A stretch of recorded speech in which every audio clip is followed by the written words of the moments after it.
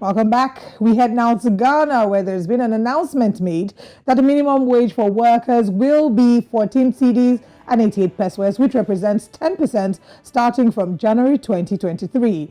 The 14 CD 88 pesos minimum wage shows a 1 CD 35 pesos increase from the 13 CDs 53 pesos minimum wage in 2022.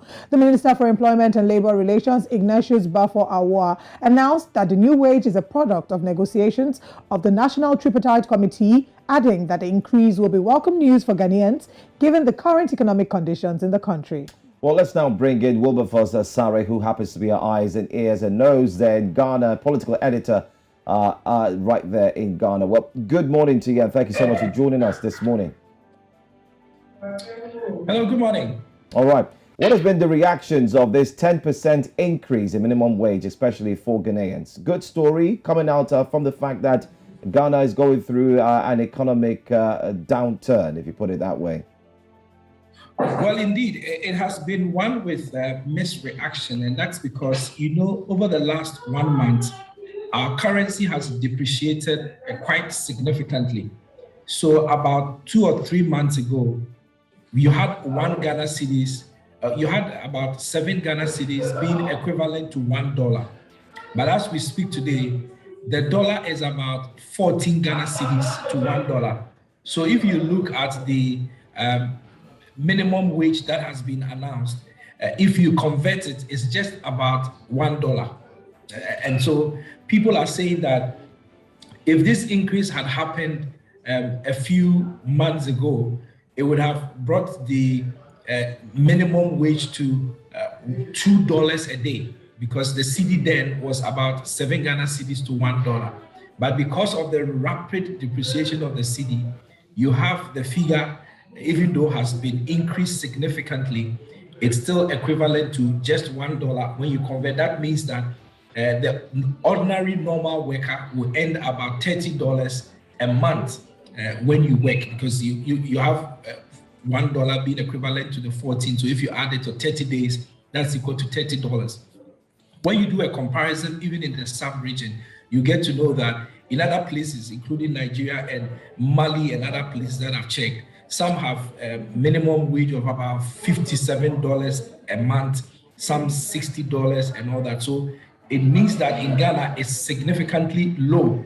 However, anytime minimum wage is increased in Ghana, it attracts its own applause from the ordinary Ghanaian workers who are doing all the quote-unquote menial jobs. It attracts a lot of interest because then it's a reason for employers to increase their salaries a little bit more because the minimum wage has been increased. So it is one that is being received here with mixed reactions, but largely people are appreciative of it and are hoping that the current dollar cedi depreciation to the dollar will lower so that the cedi can come down to what it used to be some 3 months ago. Some are saying that even if the cedi comes down to about 8 Ghana cedis to $1, it will be manageable as compared to the current 14 Ghana cedis to $1.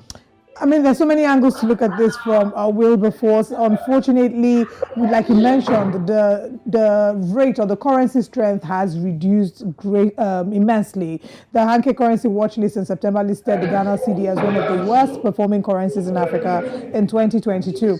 Now, in the unlikely event that we don't see an appreciation, what would you say Ghanaians would deem fit to be the rightful minimum wage? What would be the rightful increase that would maybe appeal to the majority of Ghanaians at this time?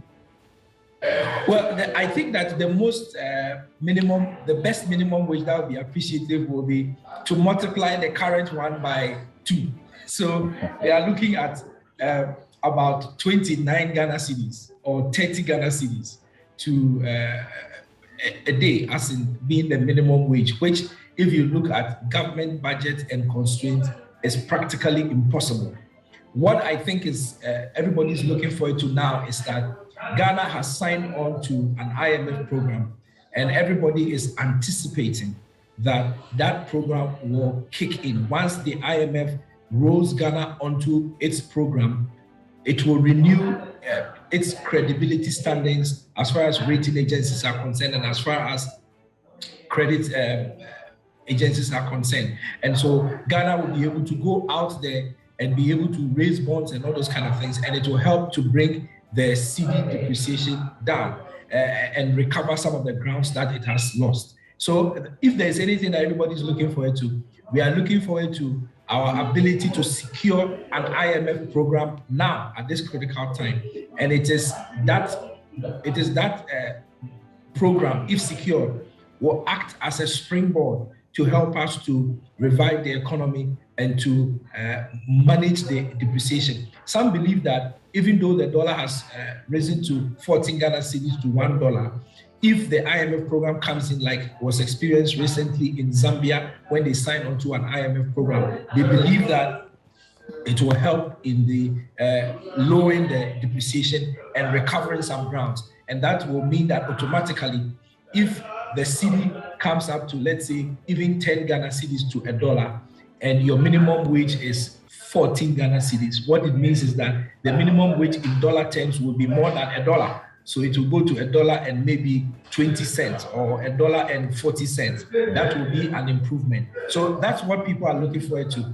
Government being able to secure the IMF program, which we need in earnest. All right, Wilberforce, very, very quickly, aside from the International Monetary Fund that Ghana is expecting to get, the fiscal deficit seems to be one of the things that President Akufo-Addo is looking to cut down. And it's also stated that he's expecting $1 billion from international banks. Can you take us through this and how possible this will actually be? All right, yeah. So the president has various measures that he's trying to introduce to help shore up the economy. One of the things is a program they call U-Start, which is earmarked about 10 billion Ghana cedis to support young entrepreneurs who already have businesses or who intend to do business to secure funds to help do their business.